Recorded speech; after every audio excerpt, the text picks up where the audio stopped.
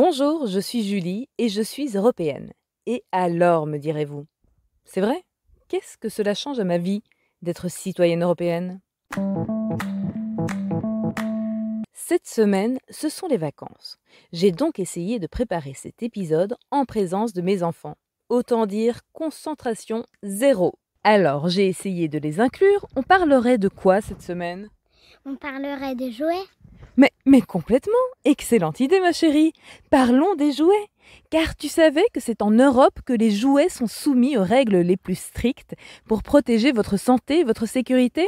Mais c'est pas cool d'être strict. Mais si, c'est peut-être moins cool pour les producteurs de jouets, mais pour vous, qui jouez avec, c'est super. Ça veut dire que si un jouet est acheté dans l'Union européenne, tu peux l'utiliser en toute sécurité. Donc même si tu pars en vacances en Espagne, en Croatie ou en Irlande, tu peux demander à tes parents d'acheter en toute confiance. Enfin, presque. Pour être mis sur le marché européen, les jouets doivent être conformes à des exigences essentielles de santé et de sécurité. Leurs propriétés physiques, chimiques, mécaniques et électriques doivent donc être vérifiées, mais aussi leur inflammabilité, leur hygiène et leur radioactivité. Mais comment pouvez-vous vous assurer que les jouets respectent vraiment ces règles? Eh bien, grâce au fameux marquage CE pour C, conformité, et E, européenne. Quand vous voyez ces deux petites lettres, cela signifie que le fabricant atteste et assume la responsabilité que son produit répond bien à toutes les exigences réglementaires européennes de sécurité et qu'il a donc appliqué toutes les procédures d'évaluation de la conformité européenne.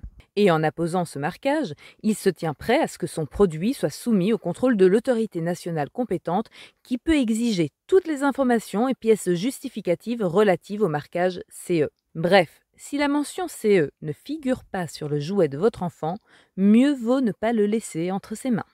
Attention, tous les jouets ne sont pas concernés. Ces règles concernent a priori les jouets destinés à être utilisés par les enfants de moins de 14 ans. Ah oui, dernière chose, l'Europe est capable de se remettre en question. Cette directive a été révisée et adaptée plusieurs fois durant ces 10 dernières années. Récemment encore, un rapport d'évaluation a mis en évidence certaines lacunes, suite auxquelles, en 2022, les députés européens ont notamment appelé à souligner les risques posés par les jouets connectés. L'Union européenne, c'est aussi le financement de projets qui respectent à la fois ses grands objectifs et qui répondent à des besoins locaux. Alors, je tourne la roulette des projets rendus possibles grâce à de l'argent européen et hop, direction l'Auvergne-Rhône-Alpes à Moulins, précisément dans l'Allier, où un ancien site militaire a pu être réhabilité en centre national du costume de scène. Une belle revalorisation patrimoniale avec un coût de près de 2 670 000 euros, dont près d'1,5 million apporté par le FEDER, le Fonds européen de développement régional. L'Europe, c'est donc du concret. Mais de l'idée à l'action, il y a quelques étapes à passer. Ce qui est discuté aujourd'hui par nos représentants européens, que nous élisons tous les 5 ans, pourrait bientôt se concrétiser si toutes les institutions européennes se mettent d'accord. Alors, pour le moment, on parle de quoi au Parlement européen? Saviez-vous que la pollution de l'air est la première cause environnementale de décès prématurés dans l'Union européenne avec environ 300 000 décès par an? Eh bien, pour lutter contre ce phénomène, les députés européens veulent harmoniser dans toute l'Europe des indices de qualité de l'air et imposer aux 27 pays membres de l'Union européenne de préparer des feuilles de route sur la qualité de l'air, soit expliquer comment ils comptent arriver à moins polluer l'air.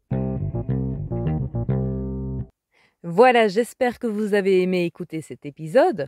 Je vous invite à laisser un avis sur la plateforme d'écoute que vous utilisez et surtout, pensez à le partager à ceux qui pourraient intéresser.